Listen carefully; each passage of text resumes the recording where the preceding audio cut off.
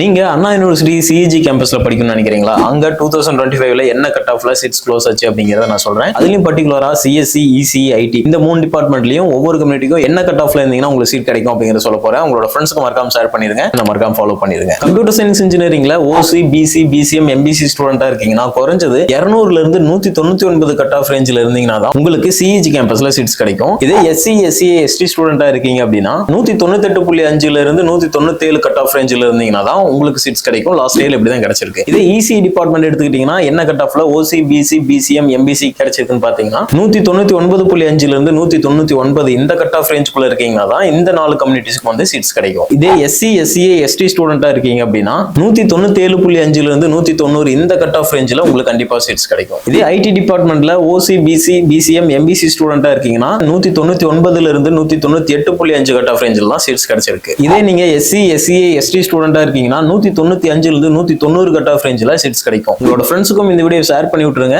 இதே மாதிரி வேற எந்த காலேஜ் பத்தி பார்க்கலாம் அப்படிங்கறதையும் கமெண்ட்ல சொல்லுங்க.